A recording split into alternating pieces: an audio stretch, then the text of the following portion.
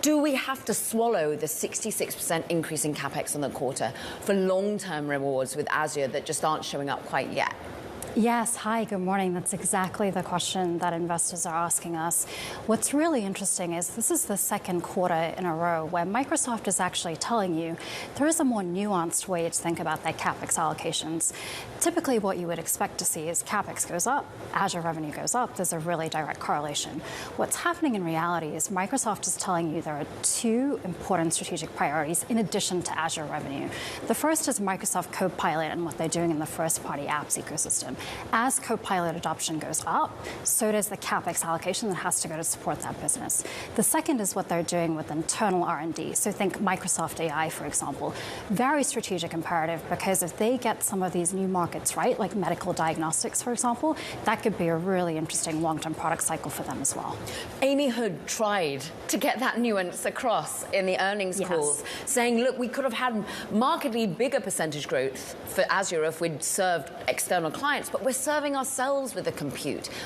Why do we see the market overreacting like this, even with that nuance? Yeah, it's a trade-off between short-term and long-term. Short-term, you see that in the Azure revenue number every quarter.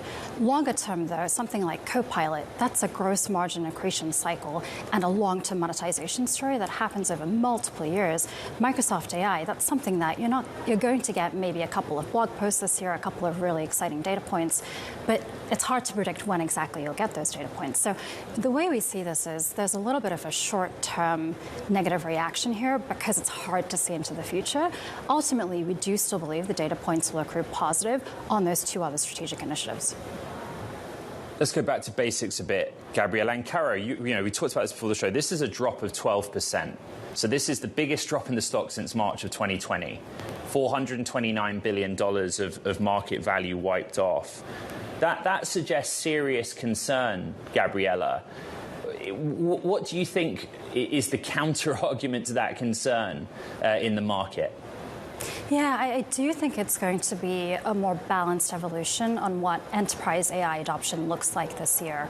We know for 2 years now it's been a real struggle to see adoption tick up on the enterprise AI side. There's a lot of heavy lifting that has to happen on the data architectures, the data infrastructure, marrying some of these really cool LLMs with the richness of an enterprise context, and that's taken time. So as we go through 2026, one of the data points we'll be looking for is that enterprise AI adoption starting to go higher? And what Microsoft told you last night is actually they have an increasing uptick on adoption on the Copilot side. We've seen data points on Claude Cowork as well, just in the last couple of weeks. You put all of that together with what ServiceNow is saying last night, and there is starting to be enough critical mass to suggest that enterprise AI adoption will go up from here.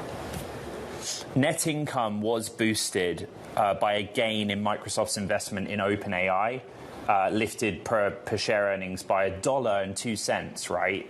But our issue here is still how Microsoft manages the capacity issue that OpenAI presents them, as well as the circular financing issue, right? That's the arrangement. Here is some capital, and here are the services that we'll charge you for as well. How do you think about that, Gabriela, and whether we now shift OpenAI a bit more into the risk column for Microsoft or not? So it's really interesting because Microsoft is taking steps to diversify their exposure to the AI ecosystem. Last quarter, we saw Anthropic come onto Microsoft Azure for the first time.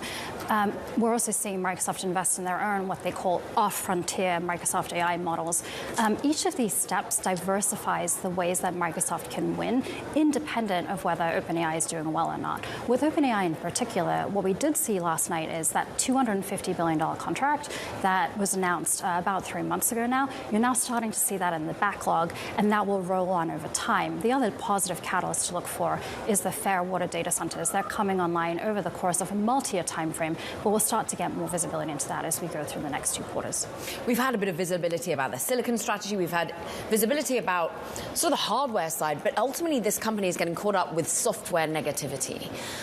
What about Anthropic coming out. And yes, we see relationships, partnerships, but a co-work offering that could just knock Copilot out the water. How are you thinking about competition right now? Yeah, the burden of proof will be on Microsoft being able to show that the quality of outputs in a knowledge worker desktop and a knowledge worker environment are better than what the competitors can provide.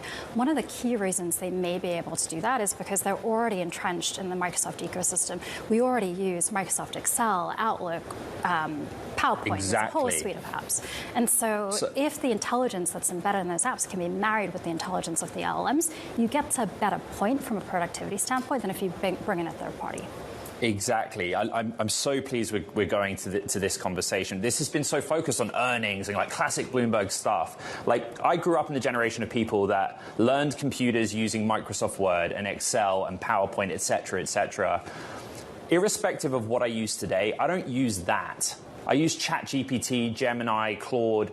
The totality and functionality of those platforms makes that kind of suite of software obsolete, and I'm certainly not paying for it. How big a sort of existential question is that for Microsoft? And how reliant is it, sorry to have a long question, how reliant is it for Copilot being a success, therefore? Yeah, I think there are multiple ways to tackle this problem.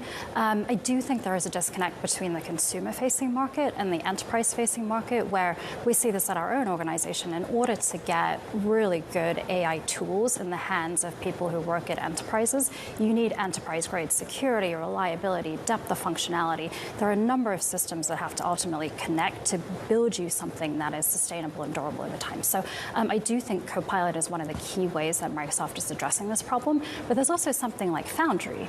Microsoft Foundry allows you to actually benchmark LLMs against each other and pick where you are on the frontier of cost and performance in a way that's quite differentiated today.